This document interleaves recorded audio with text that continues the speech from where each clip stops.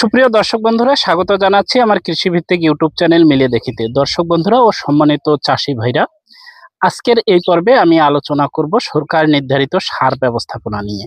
কৃষক ভাইরা, একটা কথা বলুন তো, সরকার যদি সার সস্তায় দেয় কিন্তু সেই সার নিতে গিয়ে আপনাকে সারাদিন লাইনে দাঁড়াতে হয়, এনআইডি দিতে হয়, সুপারিশ নিতে হয়, নির্দিষ্ট দিনে যেতে হয়, আবার নানা কাগজপত্রের ঝামেলা পোহাতে হয়, তাহলে সেই সস্তা সার কি সত্যি কৃষকের জন্য সস্তা? আমার মনে হয় কৃষকের সময়ের মূল্য আছে, শ্রমের মূল্য আছে। আজকের ভিডিওতে আমি কারো বিরুদ্ধে কথা বলবো না, আমি কথা বলবো কৃষকের সুবিধা নিয়ে। কারণ আমরা যারা মাঠে কাজ করি তারা জানি সার শুধু কম দামে পেলেই হবে না, সার পেতে হবে সঠিক সময়ে, সহজে এবং প্রয়োজনের সময়। সার আমরা অনেক ক্ষেত্রেই সরকারি দামে পাই, কিন্তু আসলে এই পাওয়াটা কতটা সহজ?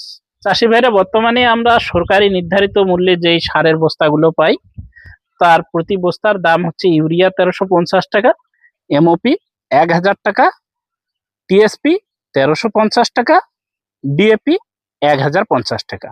দামটা শুনে স্বাভাবিকভাবেই একজন কৃষক খুশি হবেন যে মোটামুটি একটা লেভেলেই আছে দামটা। কিন্তু প্রশ্ন হলো, এই দামে সারটা আমি পাবো কিভাবে? অনেক জায়গায় নির্ধারিত পরিবেশের কাছ থেকে যদি সার নিতে হয়, কৃষককে নির্দিষ্ট অনেকগুলো নিয়ম মানতে হয়। এনআইডি লাগছে, নির্দিষ্ট দিনে যাইতে হচ্ছে, নির্দিষ্ট সময়ে যাইতে হচ্ছে, এসওর সুপারিশ লাগতেছে, সিরিয়াল ধরে আবার অপেক্ষাও করতে হচ্ছে। একজন একজন কৃষককে হয়তো কয়েক ঘন্টা সময়ও ব্যয় করতে হচ্ছে, আবার কোনো কোনো ক্ষেত্রে পুরো দিনটাও ব্যয় করতে হচ্ছে। এখন প্রশ্ন হলো, এই কয়েক ঘন্টার কৃষি শ্রমের কি কোনো মূল্য নাই? যেই সময়গুলো যাচ্ছে এগুলোর কি কৃষকের কোনো মূল্য নাই? এবার আসি খুচরা দোকানের কথায়। একই সার যদি একজন কৃষক তার এলাকার খুচরা দোকানদারের কাছ থেকে নিতে যায়, তাহলে হয়তো তাকে কিছু টাকা বেশি দিতে হচ্ছে। যেমন অনেক জায়গায় ইউরিয়া 1400 টাকা, ডিএপি 1500 থেকে 1700 টাকা, এমওপি 1100 থেকে 1200 টাকা, টিএসপি 1800 থেকে 2200 টাকা।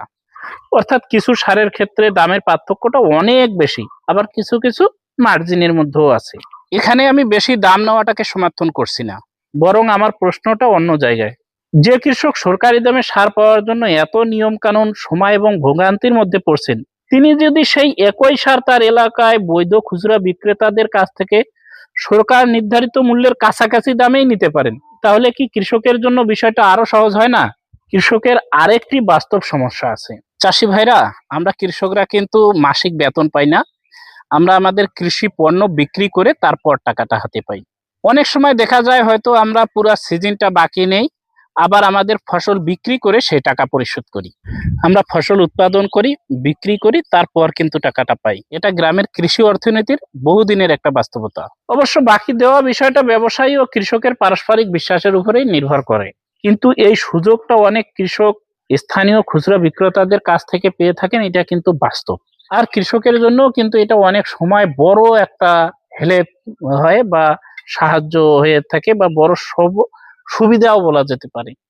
আর এখন যে নতুন ব্যবস্থাপনার কথা বলা হচ্ছে, তা হচ্ছে একটি ডিলারের বা একটি পরিবেশকেরই তার নিজস্ব 3টি পয়েন্ট থাকবে একই ইউনিয়নে, তার যেই পছন্দের এলাকা আছে কিংবা নির্দিষ্ট কিছু দোকানে। তো সেই পয়েন্ট থেকেই সে 3টা দোকান পরিচালনা করবে ওই একই ব্যক্তি। হ্যাঁ, এটা খুব ভালো, কৃষককে তার হাতের নাগালে সার পৌঁছে দেওয়ার জন্য এটি একটি ভালো ব্যবস্থাপনা। কিন্তু আমার কথা হচ্ছে, যেই একই ব্যক্তি 3টা যদি দোকান পরিচালনা করে, যেই একই ব্যক্তি একটা দোকানেই এইভাবে সিরিয়াল খাটায়, সেই একই ব্যক্তি যদি 3টা দোকান পরিচালনা করে, তাহলে কি নির্দিষ্ট দিনে, নির্দিষ্ট সময়ে, নির্দিষ্ট নির্ধারিত ডেটে এরকম ব্যবস্থাপনার প্রয়োজন হবে না?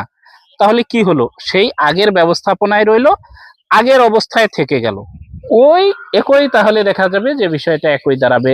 আজকে আমার এই ফসল লাগানোর কথা, আজকে আমার সার পাওয়ার কথা, সেই সার আমি কবে সময় আসবে তখন পাবো। তা আমার প্রশ্নটা হচ্ছে, সমাধানটা কি আরো সহজ হতে পারে না? আমার কাছে মনে হয় সরকার যদি সত্যি কৃষককে স্বস্তি দিতে চান, তাহলে সার পাওয়ার পয়েন্ট যত বেশি মানুষের কাছে পৌঁছে দেওয়া হবে ততই ভালো হবে। সারের দোকান যত বেশি হবে ততই কৃষকের জন্য ভালো। আমাদের এলাকার বৈধ অনুমোদিত খুচরা সার বিক্রেতা যেগুলো আছে, যদি একটি স্বচ্ছ ব্যবস্থাপনার মাধ্যমে সরকারি দামে বা সরকার নির্ধারিত সীমার মধ্যে সার সরবরাহ করা যায় তাদের মাধ্যমে, তাহলে কৃষক তার নিজের এলাকার দোকান থেকেই সার নিতে পারবেন। তাকে হয়তো 5-10 কিলোমিটার দূরেও যেতে হবে না। আর ওই যে আগের সুযোগ সুবিধাগুলো বাকির সেটাও পাবেন। সার পাওয়ার জন্য হয়তো নির্দিষ্ট কাজ ফেলেও যাইতে হবে না, দীর্ঘ লাইনেও দাঁড়াতে হবে না। আর কৃষকের সবচেয়ে বড় যে জিনিসটা সেটা হচ্ছে তার সময়টা বাঁচবে।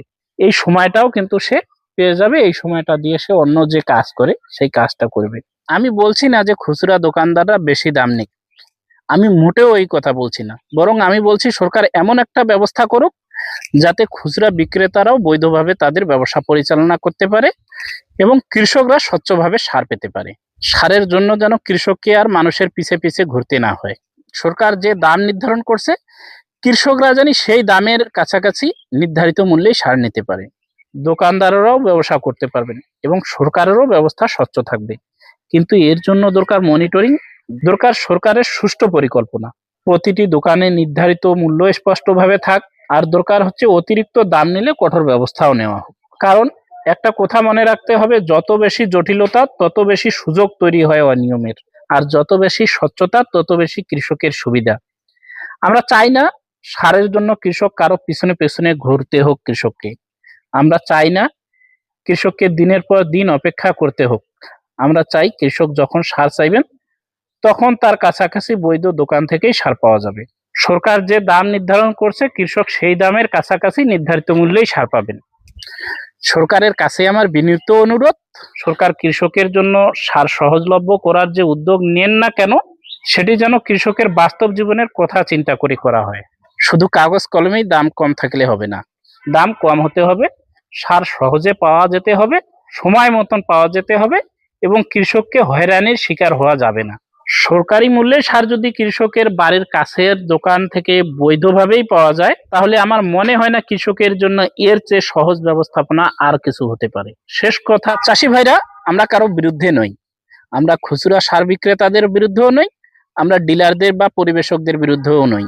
ডিলার থেকে নিলেই যদি খুচরা দামে পাওয়া যায় তাও যেমন ভালো, খুচরা দোকান থেকে নিলে যদি ডিলারি রেটে বা সরকার নির্ধারিত মূল্যে পাওয়া যায় সেটাও ভালো। তাই সরকারের কাছে আমার একটাই অনুরোধ, সারের দাম নিয়ন্ত্রণের পাশাপাশি সার পাওয়ার ব্যবস্থাপনাটাও যেন সহজ হয়। কারণ কৃষকের সময় বাঁচানোটাও কৃষকের স্বার্থ রক্ষা করারই একটা অংশ। ভিডিওটি যদি আপনার কাছে যুক্তিসঙ্গত হয়, একটি লাইক দিয়ে আপনার এলাকার কৃষকের কাছে শেয়ার করুন। আর অবশ্যই কমেন্ট বক্সে আপনার এলাকায় কিভাবে সহজে আপনি সার পাচ্ছেন সেই বিষয়টি জানাবেন। আপনার অভিজ্ঞতায় হয়তো আগামী দিনে সঠিক সার পাওয়ার ব্যবস্থাপনার পথকে সুগম করবে। দেখা হবে, কথা হবে পরবর্তী নতুন কোনো